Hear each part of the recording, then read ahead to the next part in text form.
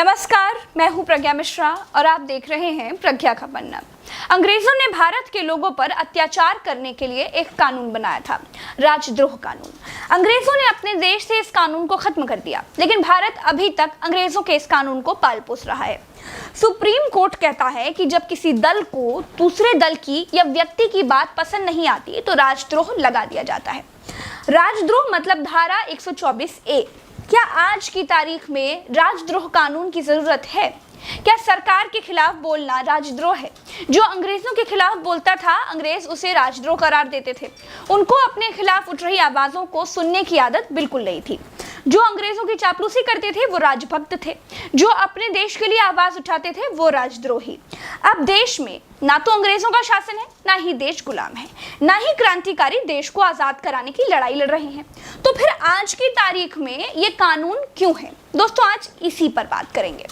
राजद्रोह कानून की बात बहुत तेजी से इंडिया में चल रही है, तो राजद्रोह कानून को सुप्रीम कोर्ट में चुनौती किसने और क्यों दी, इस वीडियो की शुरुआत यहीं से करेंगे। दोस्तों, राजद्रोह कानून को सुप्रीम कोर्ट में इसलिए चुनौती दी गई है क्योंकि 2014 से लेकर अब तक 559 लोगों को गिरफ्तार किया गया है, लेकिन केवल 10 ही राजद्रोही साबित हुए। सुप्रीम कोर्ट में इस कानून को एक पूर्व सैन्य अधिकारी ने भी चुनौती दी। कहा, राजद्रोह कानून की आजाद भारत में कोई जरूरत नहीं है। इससे एक कदम और आगे बढ़ते हुए chief justice of India NV Ramana ने बेहद तल्ख लहजे में कहा कि अगर कोई पार्टी दूसरे पक्ष की राय नहीं सुनना चाहती तो उनके खिलाफ आसानी से राजद्रोह कानून का इस्तेमाल करती है और इसकी और कोई जवाबदेही भी नहीं है। यानी पहले अंग्रेज अपने खिलाफ उठ रही आवाजों को दबाने के लिए राजद्रोह कानून लगाते थे, क्रांतिकारियों को जेल में सड़ाते थे, वैसे ही इस कानून का इस्तेमाल अब पार्टियां करती हैं। जो पार्टी सत्ता में होती है वो नापसंद आवाजों को राजद्रोह कानून से बिल्कुल खामोश कर देती है। क्या आज के नए भारत में अंग्रेजों के राजद्रोह कानून की जरूरत है? इसको भी समझिए।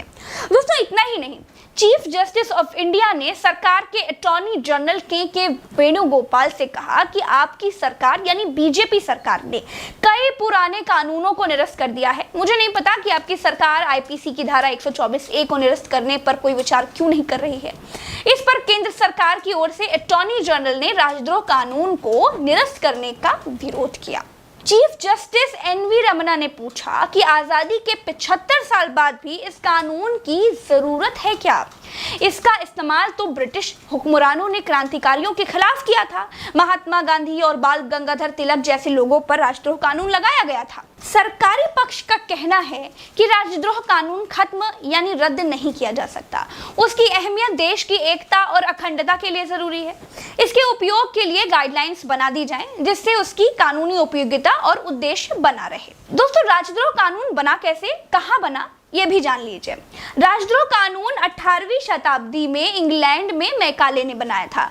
अंग्रेजों का मानना था कि सरकार के लिए अच्छी राय रखने वाले लोग होने चाहिए। सरकार का विरोध करने वाले सरकार की छवि को खराब करते हैं। सरकार की छवि बनी रहे, इसीलिए सरकार के खिलाफ लिखने, पढ़ने, बोलने और सरकार विरोधी काम करने वालों को राजद्रोह कहा जाता था। दोस्तों, 1860 में ही इसे भारत में लागू किया गया। राजद्रोह कानून में सजा कितनी हो सकती है? अगर किसी पर राजद्रोह कानून लगाया गया तो उसकी जमानत होगी या नहीं, ये भी जान लीजिए। भारतीय दंड संहिता की धारा 124A के मुताबिक राजद्रोह एक प्रकार का अपराध है। सरकार के प्रति मौखिक, लिखित संकेतों या वीडियो के रूप में घृणा या अवमानना या उत्तेजना पैदा करने की कोशिश अपराध है। राजद्रोह कानून गैर जमानती अपराध है। दोस्तों, राजद्रोह के अपराध में 3 साल से लेकर उम्र कैद तक की सजा हो सकती है और इसके साथ जुर्माना भी लगाया जा सकता है। सरकार राजद्रोह कानून को सही क्यों कहती है वो भी आपको जान लेना चाहिए। सरकार कहती है कि राष्ट्र विरोधी, अलगाववादी और आतंकवादी तत्वों से निपटने में ये कानून मददगार होता है। ये धारा हिंसा करके या अवैध तरीकों से सरकार को उखाड़ फेंकने के प्रयासों से बचाता है। अगर कोर्ट अपनी अवमानना पर दंड दे सकता है तो सरकार को भी अपनी अवमानना करने वालों को सजा देने का पूरा अधिकार होना चाहिए।